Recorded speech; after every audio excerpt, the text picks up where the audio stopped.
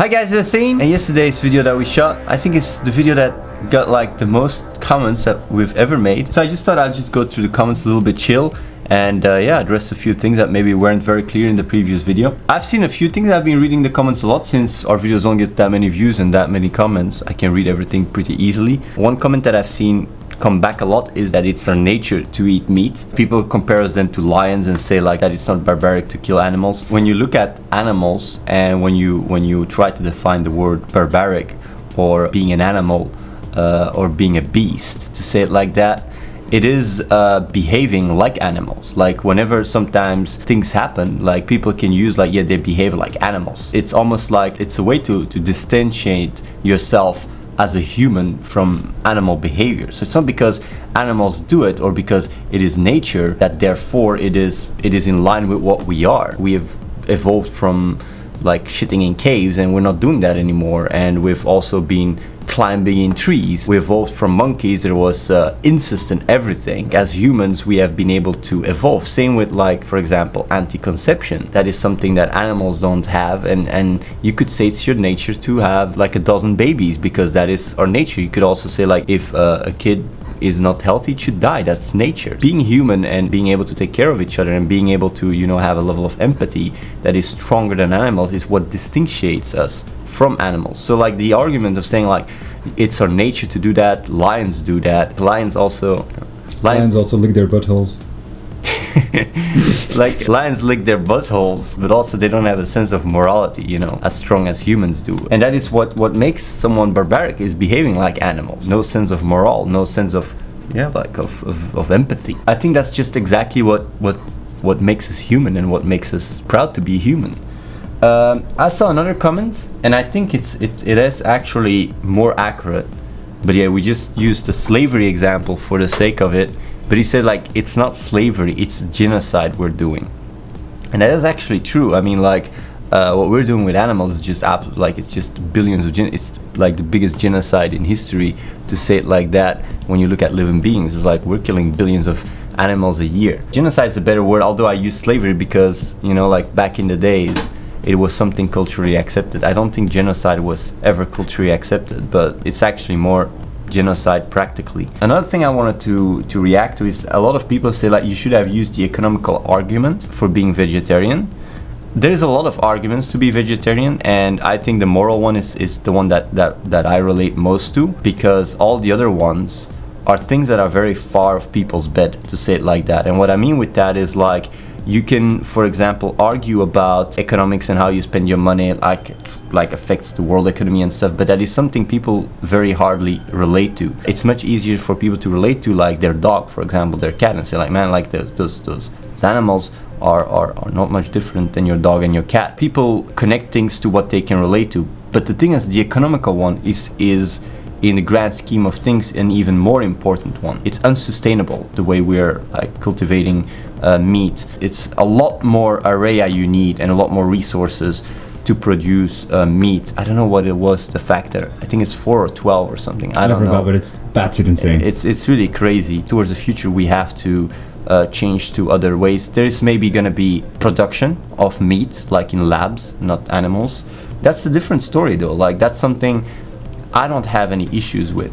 Like if we would, for example, be able to just grow a steak, I wouldn't mind eating that if it's healthy. That's also an argument that I've seen a lot. It's more healthy. We also addressed that. The main problem is that people don't really want to be consistent or make sense in the first place. And it's only when they experience dissonance that they use their rational part of the brain like to almost like come and save their dissonance, and they throw arguments to try and create resonance in their head. That's why they say like, for example, yeah, it's our nature, or it's healthy, or when you draw the line, then health on other sides are totally not important. But like even the health aspect, when you look it up, most of the meat that is consumed in the world is not healthy at all. You could argue in some situations it's different, but most of it, like it's less healthy to eat crappy meat.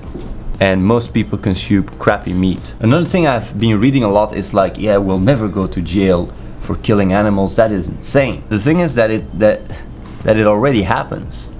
If you would go outside and kill dogs and start eating them, you'd actually go to jail for that. Or cats. Of course, in China, it's allowed. But there, when you kill, what is it, white cows or whatever it is, like or pandas, you'd go to jail. You'd probably get executed if you do that. We already have like a set of rules, because dogs and cats is very integrated in our culture. So it's very hard for us to actually justify to kill them, to eat them. You see that a lot in different cultures. When an animal is very valuable, like for example horses or whatever, like if you go into the horse riding culture, there eating horse is very taboo. When a certain group of people have a connection, like it gets much harder to justify to do it. I think that's also very important to know, because people sometimes have a very hard time to relate to those things. The reason why they think like it's never gonna happen is because it's really like there is not a lot of thought process going on. It's a very impulsive way of going through life, and when you are just like almost like drowning in culture, you cannot see outside of it. It's like a fish in water. You can't see outside the water. It's almost like surreal to even bring it up, but there is already rules in place that are actually doing it. The kind of responses I really like and respect is people like, for example, Sergi Arilla says, I eat meat because it tastes good. Simple as that. The bottom line, that's what it is, you know. All the people going like and trying to get identity or whatever, like the bottom line is it tastes good, and it's simple as that, and you just don't care. As long as you are trapped in your own head and you don't understand the dynamics of your brain, it doesn't matter what arguments I give. Just look at the global warming deniers. 99.7% of all scientists say it's real, and still you got people denying it. You can give arguments and arguments, like same with vegetarianism, like you can give arguments and arguments.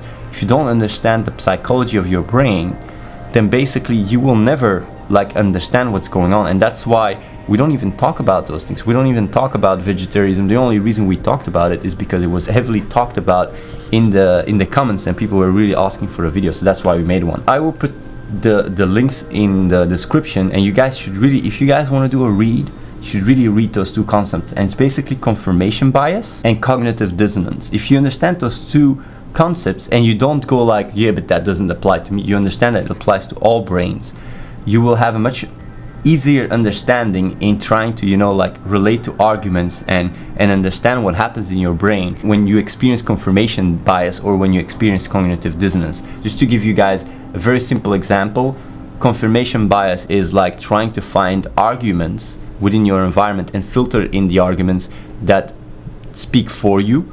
So for example, when they say smoking is bad and causes cancer and you die in potency or whatever, they say like, no, like the gas that comes out of cars also causes cancer and also kills us. It doesn't matter. Like it's like really filtering your environment for information that confirms you. And cognitive dissonance is basically the sub-layer that almost defines everything we do, our will, our drive, everything. You have all those neural networks in your brain. Your beliefs the same, like you have certain beliefs in your brain and everything wants to resonate with each other. Like in an orchestra, they all want to resonate with each other, and when you have one thing that doesn't resonate, you either make the other ones louder, activate them more, and make the neural pathways stronger and literally physically bigger, or what you do is like you conform, and that way you change your beliefs, and that way you start resonating with all the other beliefs. And that is basically cognitive dissonance, and people are more aware or less aware of that mechanism. People are more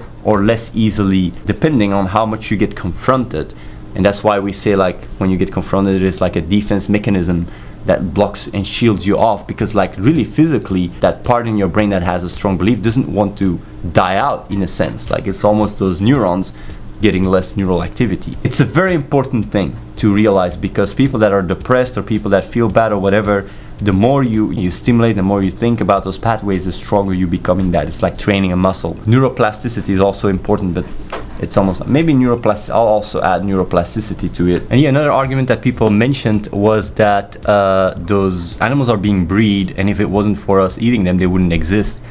And the thing is, like, it's a bit of an absurd argument. I mean, like, imagine if your parents suddenly start, you know, like torturing you and like putting you in a cage, saying we're gonna eat you, and they can say like, yeah, you're gonna be thankful that we made you. If it wasn't for us, you wouldn't exist. That wouldn't go well. And you could say like, yeah, but those animals don't know that. Like, those animals don't have the ability to know they're gonna be slaughtered. But their life, the way they live their life is not that great.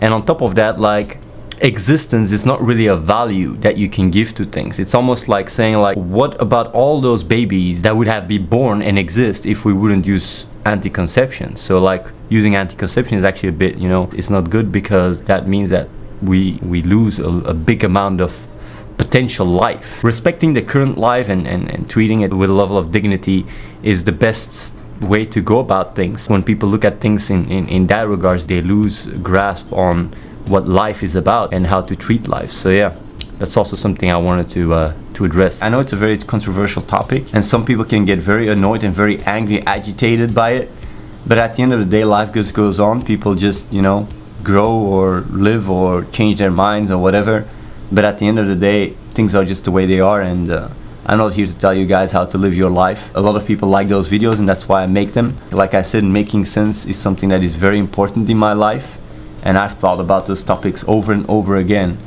And the thing is, it's easier to conform to the culture, it's easier to conform to your environment, makes cognitive dissonance less. So if I'm talking and I'm going against the, how do you say it, the stream of water, it's not because I get identity out of it or because I find it cool, but it's because sometimes the entire flow of culture can just make no sense at all. So yeah, that's why I'm making those videos. Either way, keep it up, guys, and yeah, see you guys live on twitch.tv/AtheneLife.